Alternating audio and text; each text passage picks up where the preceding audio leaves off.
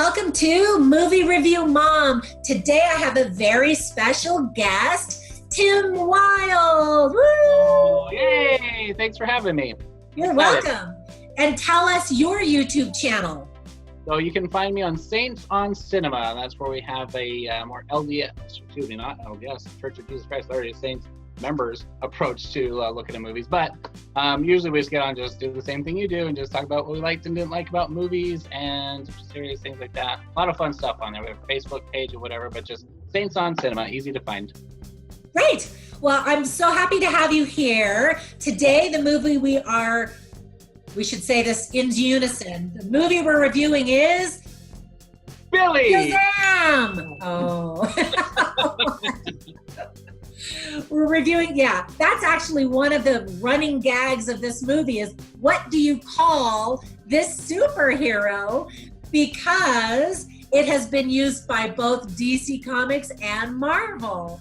So they keep throwing out various names, but the movie title is Shazam. You never hear Captain Marvel in the movie, if I remember right. You never hear it once.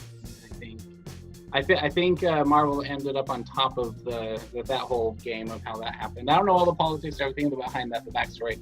I've heard it several times since all the hype for this. But yeah, we did have two Captain Marvels come out within a month of each other, and that was kind of relevant. It was kind of fun, very different, very good movies in their own ways. But with the names and the licensing and everything, I don't know where that landed, but I don't remember it being referred to as Captain Marvel at all in this movie. But yeah, they do. Yeah, I don't think so. But there are some references. If you like Easter eggs, you can find plenty of little references to Marvel characters as well as to DC characters that are owned by both. But again, that's sort of that. It's a very fuzzy line as to who owns what. But do you read comic books, by the way? DC stuff, yeah. Oh, okay. Yeah. My cousin. I'm not like an encyclopedia or anything, but I'm familiar with general concepts. I am familiar with general stuff about Shazam, and that's where some of my disappointments come in is because of the way he's portrayed in my favorite storylines in some comic books. This character just doesn't match up to that, which is okay, but we'll talk about it. Yeah, and I didn't have any expectations really because I don't read comic books. My cousin owns a comic book shop and a certification company here in Las Vegas, and I should probably be more up on it. But so I didn't really know what to expect. Anyway, before we go into it, the movie is rated PG-13, and it felt like a 13 movie. It kind of pushed a little bit towards the edge, I think, because on the scary factor. It's 2 hours and 12 minutes long. And on the count of three, yell out the letter grade that you would give this movie. So I don't know what you're going to say. Ready? 1, 2, 3. B+. Oh, you scored it better than I did. Yeah, B. I think, yeah. I'm comfortable with it being a B. I'm okay with that. Oh, I don't mean to convince you, but there were some things that I really liked, and then obviously some things I didn't like. But so first of all, in a quick nutshell, it's based on this superhero. And I know audiences are getting superhero fatigue, and it's hard to keep track of, like you said, who owns which entity and just keeping track of all the characters. But it is directed by Swedish director David F. Sandberg, and some are surprised by this choice because he has done very well with horror movies. Horror, yeah. He did the Annabelle Creation and another movie called Lights Out. I haven't seen either one. I don't like creepy Pretty good things, but yeah, I haven't seen them either. So who would have thought that this lighthearted, bouncy superhero movie would be directed by him? Yeah. But I think he did a pretty good job. Although, I don't know, again, if you like Easter eggs, you can actually see that creepy Annabelle doll in a store window in this movie. Oh, really? I didn't notice that. I didn't notice any of that stuff. Yeah. Well, And actually, that Annabelle doll also was in the movie Aquaman. Really? Where was that? kind of weird. One of the things I like about the movie, being a superhero movie and knowing that some audiences are getting very tired of all of this, is that it's very self-aware. It pokes fun at itself. And so I think audiences like that. So quickly too, because it's Movie Review Mom, tell me what kind of heads up would you give to parents? And then we'll talk about the things that we liked and didn't like.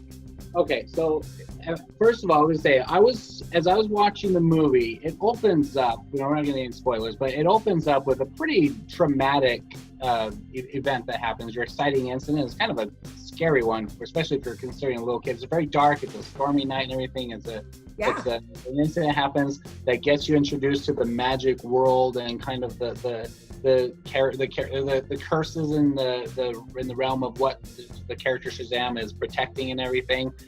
And it's done in a very intense way. Now, that's not like to say that a kid can't handle that, but it really does set the tone for what happens with the villain throughout the character. And I think that was the biggest problem I had with it is on this, was I couldn't tell who the audience was. If I was a parent taking my little kids to this, there would have been several scenes that were, like you were talking about with the horror, there were jump scares. It wasn't like graphic, like gory, but it was graphic, like you saw deaths on screen that were pretty horrific deaths and waves of people dying.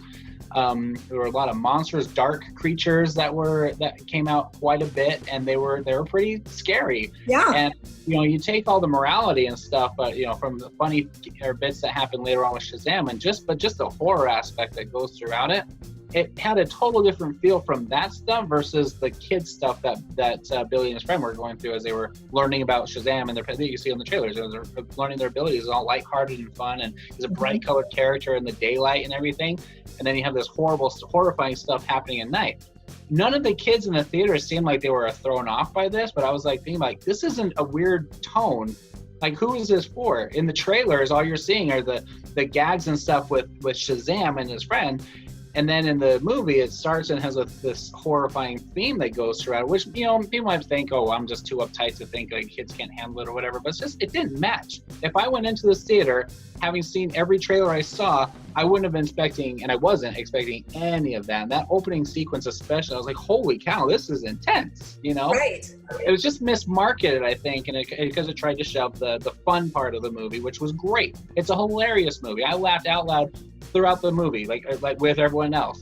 Kids didn't seem shaken. I was just kind of like, where were you aiming? Because it was really unclear to me. I agree completely. And even the music, the soundtrack has sort of a disconnect on the tonal shifting. And maybe that beginning, it seemed like it really would have come more from a director of horror movies, because it was scary and intense. And you wouldn't know that it was going to be this lighthearted movie.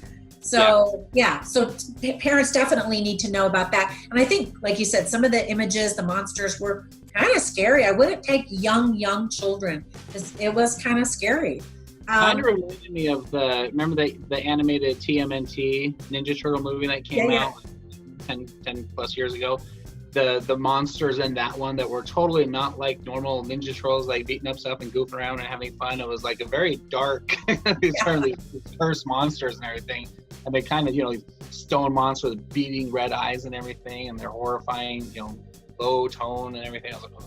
It was good. It was effective, but it didn't feel like it was the same movie. And by the time you had the main villain interacting with Shazam, I was like, they don't seem to work together in a battle. You see Superman and General Zod, you have a dark character and a light character coming together with their different ethics and everything, the values that they're pulling with Krypton and everything. Okay, that makes sense. This one's like, it's like this guy's just beating up this little kid, But anyway. And he really was.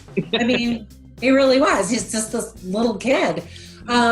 So there's that. There's a handicapped child, which when I list my tips for parents, I include things that are worthwhile about talking about with your kids. So if you have someone with a handicap in your family, you can talk about that aspect of it. For example, there is a little bit of bullying that goes on. There's a moment where Shazam, played by Zachary Levi, whom I love, and a boy drink alcohol, and then they instantly spit it out and just say it tasted like vomit. And I was like, finally, because I think it smells like vomit. I don't know how people drink alcohol.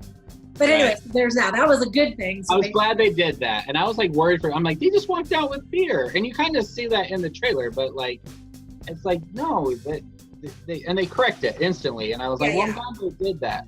But then later on, they end up going to a gentleman's club. And I'm like, well, hang on. And they didn't have the same response of repulsion towards that. That it's like, okay, so what are you trying to convey here? That was, I didn't like that part. That kind of. There was a variety of comments made as they got to the strip club, and they don't, for parents, you need to know, they don't go in it, or well, one guy does, but you don't see it. You just see them going in or going out, and then they make these various comments. So young kids may wonder, what is that place? Maybe not, hopefully, but so there's lots of violence and destruction, but it's a superhero movie, right? And then another little, just a side note, is Santa Claus is in this movie, or an actor pretending to be Santa Claus is in this movie. And I had a problem with that. He's a coward, though. Yeah. Well, they do it because they turned it into, if I had a little kid who I have this illusion of this version of Santa Claus, a mall Santa Claus, right? And then this action and everything, the story takes place around him. He is breaking character as Santa Claus to be a regular person, talking to the news and everything and frantic about what was going on. Well, you just confuse a kid possibly. I didn't like that choice at all. It wasn't necessary. It's Philadelphia, it's winter, there's no snow. It didn't do anything that it was like Christmas time. That had nothing to do with anything. Why that choice? It was all about the carnival. You can have a carnival anytime. I didn't like that. And there were some Christmas references, and you see Christmas decorations and such. And I thought, well, maybe they could have used an elf or something, but parents are now going to need to have a conversation with their kids about Santa Claus. So that's the heads up for parents. Yeah. So what would you say would be the themes or the lessons learned from this movie? Okay, so I really liked them. There was a lot of great values around the family. I love that your main characters, this family unit is a foster home that they take on several, and there's 6 of them. There's 6, including Billy, who's Shazam. And all of them have some kind of a personality quirk or just something different about something that makes them unique. And I like that some of them weren't fleshed out. Like there's the fat kid that you couldn't really tell what his thing was. He just kind of nods at Billy when he's introduced, just kind of walks off like, okay, I guess he's shy. I don't know, is he worked out because he's overweight or what? I can't figure it out. But like everyone has this little thing about them that gives them something that's interesting about them as you see Billy interacting with them, and also them evolving throughout the story later on. It all comes into play that they have this personality as a family, not just individually. And I really like that because by the time you see them grow together as a family by the end of the movie, it's believable because it didn't seem like it was just ham-fisted, or it wasn't just kind of convenient in the plot. It felt like they actually interacted as a few kids who were strangers to each other with Billy really would have, and it was natural, and I really liked it. And it was entertaining too. They were fun little characters. My favorite was his buddy, whatever, I can't remember his name. But his friend was my favorite, and I think was the most realistic character. Yeah, the character was Freddie Freeman, and the actor's name is Jack Dylan Grazer. He just was a little scene stealer, I thought. He was. Yeah. And on top of, not just on the regular, but even when Shazam was on screen, he was pulling it back from Zachary. Yeah, he was really good. But one other thing about the bullying that you mentioned, what I liked about that is that standing up to the bully wasn't just Shazam had to do it. They stood up to him before Shazam was introduced into the plot line. So I like that. And that showed kind of the integrity of Billy's heart, why he was deserving of the magic. But I like that he, not that, I'm not saying square up to every bully that comes on, but there was a point where he turned around. It was a little driven, but he was like walking away until he, maybe a little bit spoiled, but until he started talking about his mom, I have a mom, and that kind of turns him. they all have that same response. But there's a good family unit. These kids are working together. I like how they do their little family prayer over meals. Yeah. And it's always weird when movies put family prayer or just any prayers into the dialogue, but it was okay in this scene, because then you have Billy kind of not wanting to be a part of it. And I like that. I think a lot of people in this audience could totally relate to that. It was really almost more of a family cheer kind of a thing. So it didn't feel like overly Christian or really any denomination in particular. The family, this foster family, is by far the heart of this movie. And like you said, you have all of these various characters coming together, and in the beginning, Billy, our protagonist, just is rejecting of it, and by the end there's a character arc where he understands the importance of family, and he says, as Shazam later, he says, what good is power if you've got no one to share it with? And he pulls the family together even closer. So I do love that. And then certainly the family, but how you mentioned how he's awarded this power, this special power, because of the purity of his heart. The kid's a crook, and so is Shazam. So I didn't really see that as being purity, but he had a heart that grew, and the wizard even tells him, with your heart you unlock your greatest power, and that's the lesson that he learns. Yeah. So I liked that as a theme. It reminded me of kind of like the origin in Green Lantern, with Ryan Reynolds, a similar thing where he wasn't this heroic champion of good or anything. It was really a Hail Mary, like, got to give the power to someone, because it was out of desperation, pick someone. I really hope this kid can run with it and do the right thing, and then it paid off. It was good. Yeah, or like Spider-Man. Spider-Man's just this typical teenager, and he has to learn that with great power is responsibility.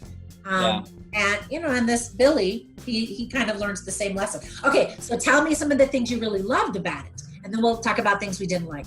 I love the interaction with him and with his friend. I think the whole thing with his drive, he's trying to find his real mother.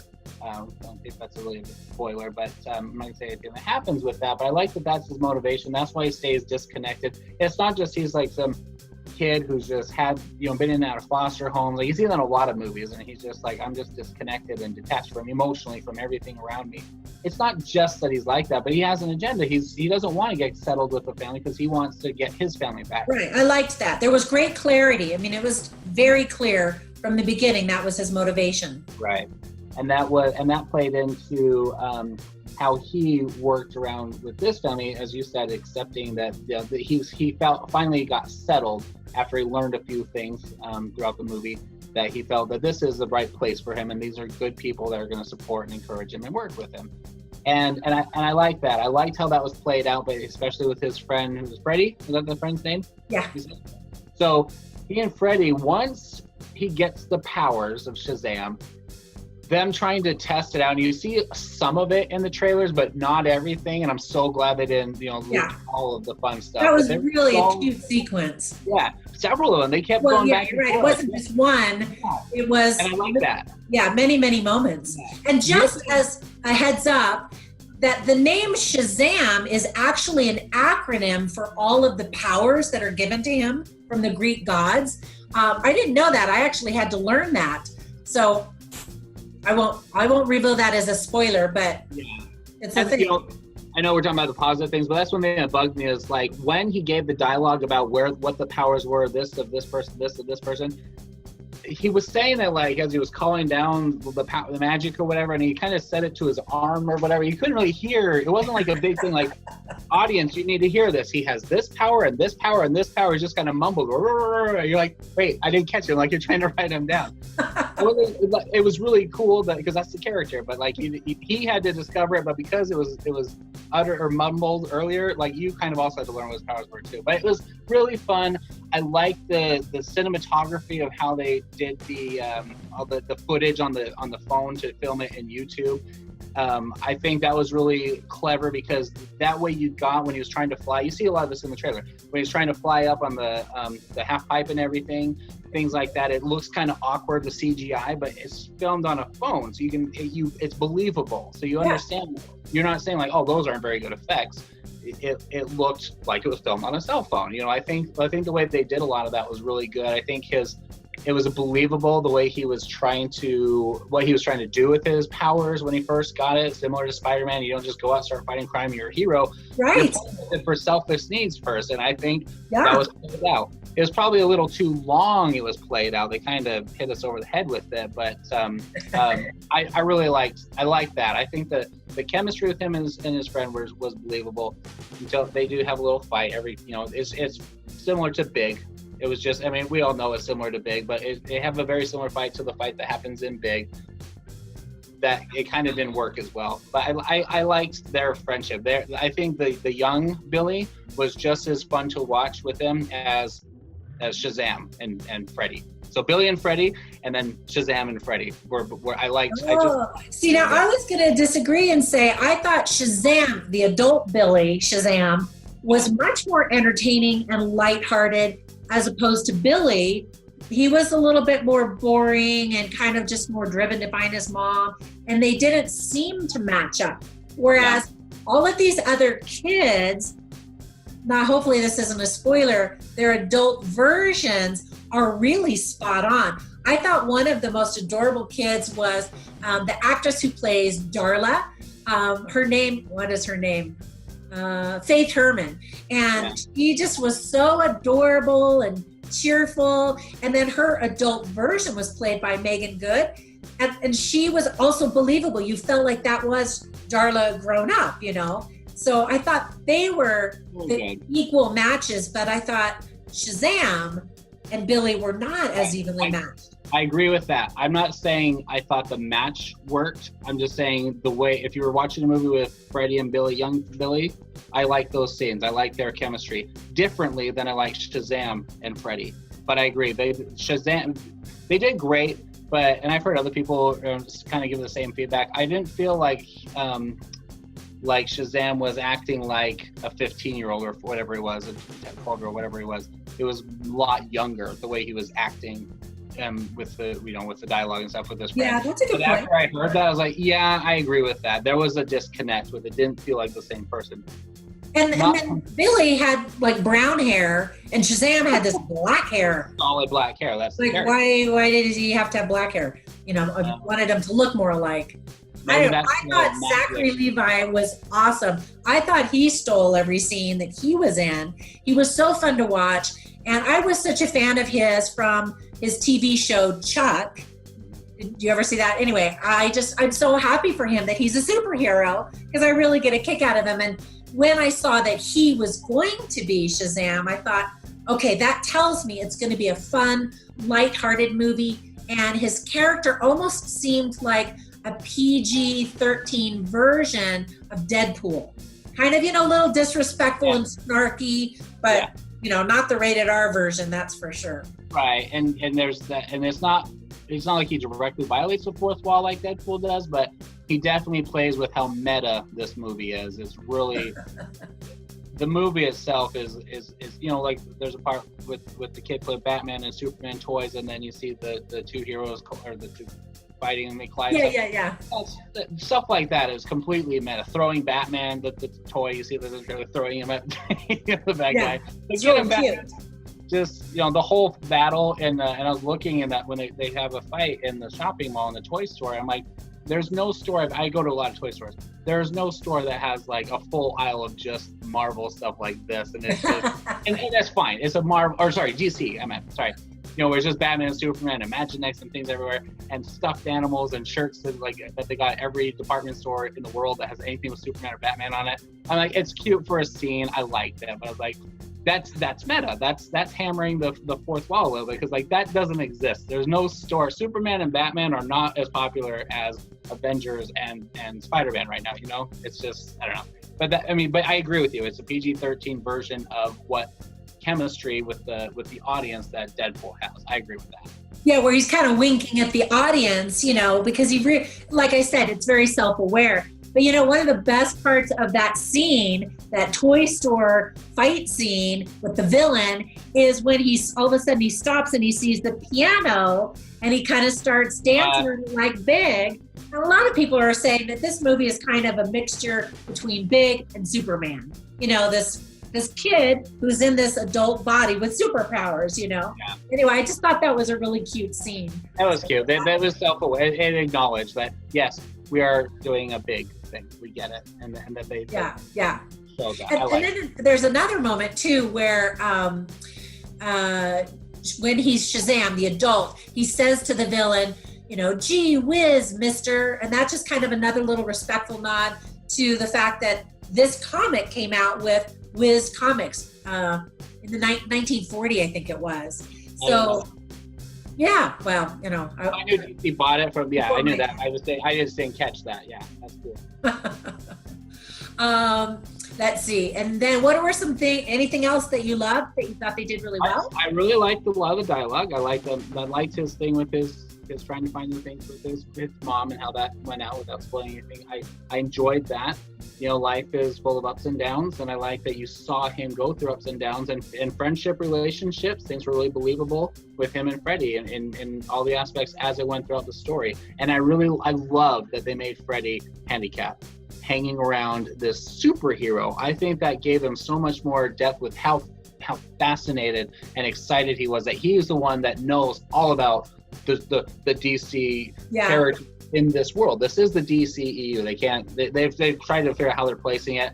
There was reference. There's a batarang from Adam, or not Adam West, definitely not Adam West, but Ben Affleck's Batman. There's Superman's. You know, he has the bullet that he bought. I love that. As soon as he felt like the Holy Grail, he had a bullet that had bounced off of Superman, and he got it on eBay for like $500. I'm like, that is so cool. Or worth $500.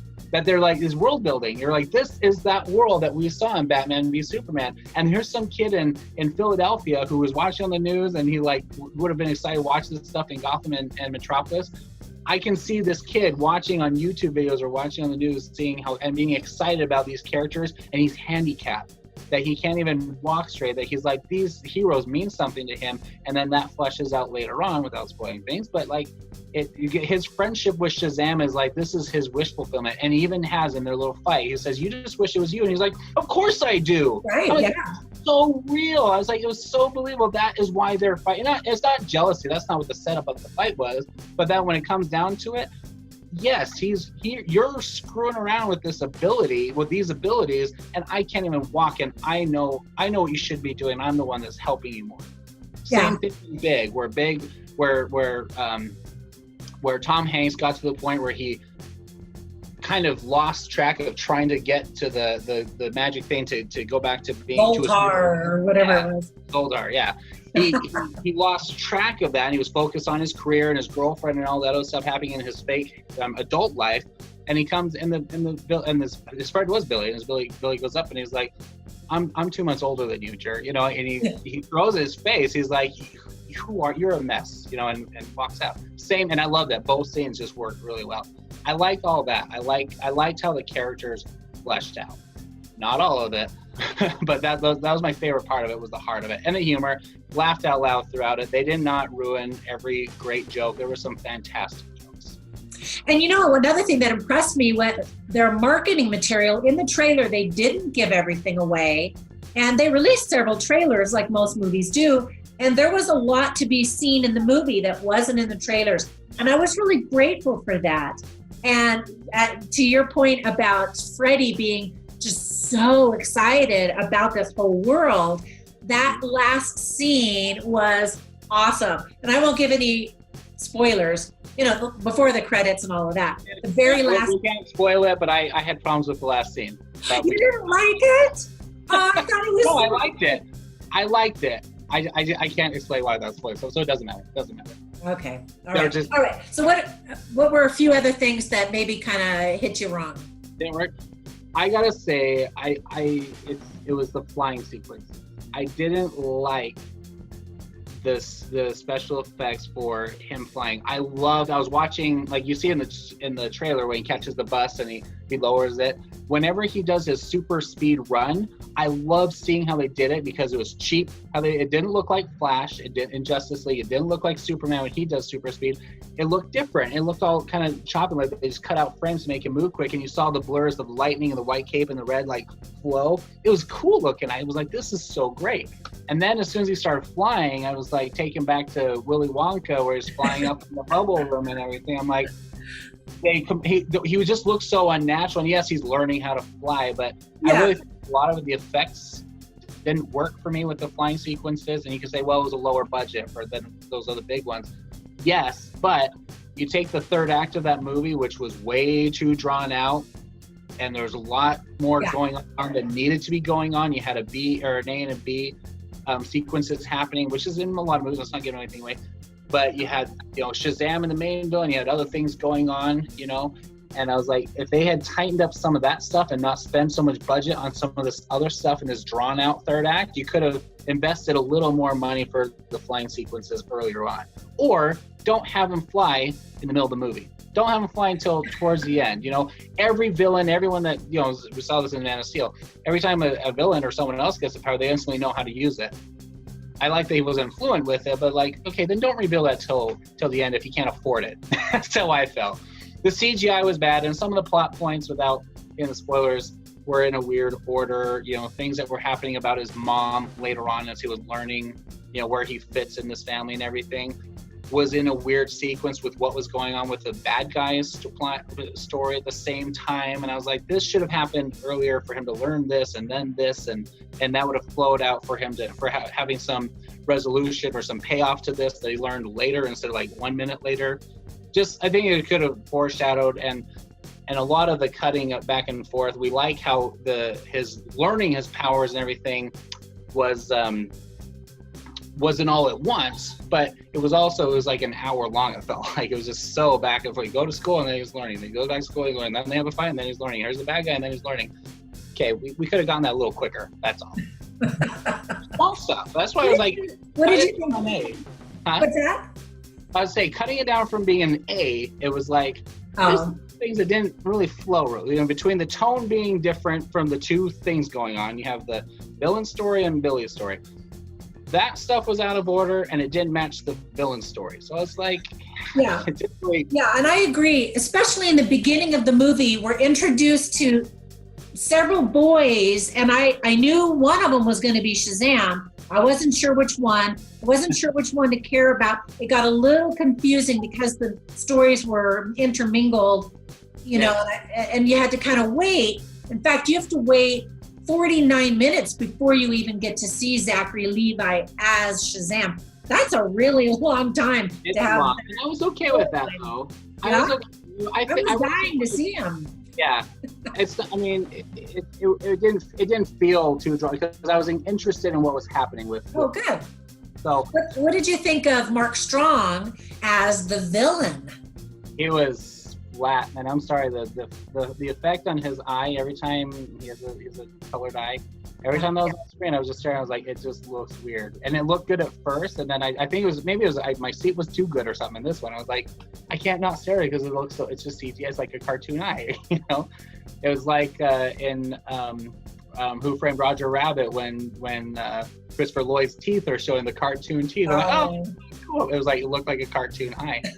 It did. But it was fine. His costume, he looked too much like he was trying to pull off like the Vulture from Spider-Man: Homecoming. It was, and that wasn't what he was doing, but it just looked kind of weird. He was like he was too generic, and he was just.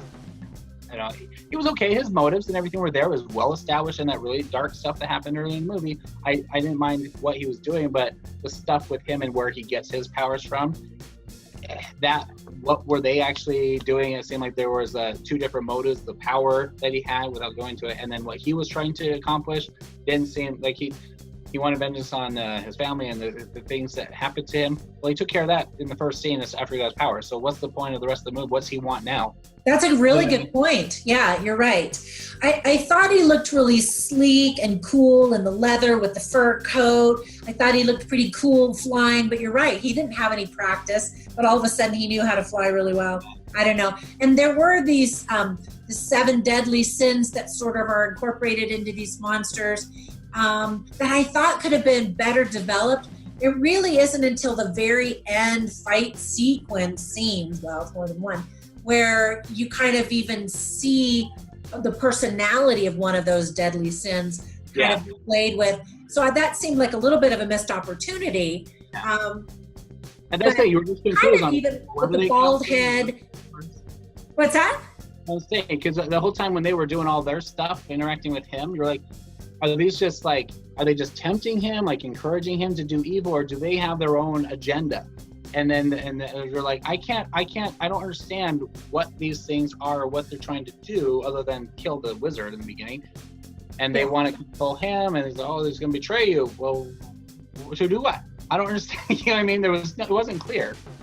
Yeah, that's actually a good point. Let's see, what else? I'm looking at my list of things to remember to ask you about. I would say the one thing that I didn't. It's not that I didn't like it. Everyone's giving this movie, I think, a little too much praise. It wasn't like this most amazing movie. Yeah, I agree. Movie. It's like, oh, it's all in the 90s of all these highest cinema for DC movies. Well, that's not saying much, you know. And I was talking to my co-host tonight about it, and I was like, okay, it feels. This is the analogy I gave it. It's like you're out in the ocean and you're bobbing up and down and you're trying to tread water. You're getting exhausted and you're underneath the water. This is how the DC movies have felt. Like they just haven't been really great movies. And you finally come up and you have like a big gasp of fresh air, right? You're like, okay, it's nice to breathe. But then, and so you're really appreciative of that air. You think this is just the most amazing air ever. But really, it's stinky seawater air. You know, when it's not clean air, it's not a great movie. You're just grateful to have decent air. You know, to be able to breathe. You know, so a decent DC movie. Yeah. So you took that person out of the water and took them like to a park, let them breathe there. Like, oh, this is much better. You know, so you took Shazam out, threw him into a Marvel movie. Like, oh, see, this is what it's supposed to breathe like. But we've just been drowning for so long in DC movies. This is like a good movie. It's not a movie to me, but it's like, oh, you're such a relief that we're overpraising it. I think that's how I feel. I agree, actually, because I watched it and I thought, you know, B, maybe even B minus, and then I started reading reviews and everybody was just praising it, and I thought, did I miss something? Because there were some things that bothered me at the beginning, you know, and then. Like I said, maybe it was just because I was so excited to see Zachary Levi, and I was waiting for that light, buoyant feel, and it just seemed like it took forever to get there. Another one, actor that I wanted to ask you about or talk about really quickly was John Glover, and I was glad to see him because he has this DC background.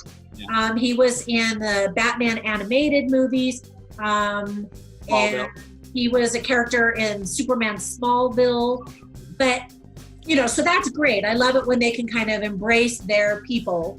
But I felt like he overacted in every single scene that he was. And he wasn't in it that much. He just played Lionel Luthor from Smallville. He's a big corporate guy who has a son that he doesn't really care about. He has another son he does in this one, but it's like, you know, he just was neglecting and really hard on his one. He's like, if you want to be a man, you got to stand up for yourself. You can see him having that same conversation as Lionel Luthor telling Lex in Smallville, that same guy as a little kid. You can see him having that same thing. I just felt like that's all they did. They pulled Lionel Luthor, threw him on the screen. It wasn't Death I love him as an actor. You know, so my favorite piece of his was Gremlins 2, one of my favorite characters of all time. But like he's a fun actor and he has a lot of range and he can be goofy and fun and dark at the same time. Well, not at the same time, I mean with his range. But in this one, they didn't give him anything to do but just be Lionel Luthor. And I was like, angry. He just was angry the whole time. And even just driving in that car, the very first scene of the movie, he's like going ballistic. And I'm like, dude, calm down. You know, like, and it just seemed like he stayed at 10 the whole time. Yeah. Whatever. Anyway. He's a great actor, but it was just a thrown in character. It was just to drive a motivation for the bad guy. And he does say a couple of interesting lines in the beginning. He tells his son, who becomes Dr. Savannah, the villain, you can't go crying to other people all the time. So there's that. And then he says, a man needs to know when to stand up for himself. And I thought, oh, that must be the theme of the movie. Not really, though. I didn't find that to actually mature into the big theme of the movie. Just in the scene where he walked into the conference room and he kind of threw that back in his face, like, oh, look, I'm standing on my own now. And well, yeah. That's it. That was the little payoff.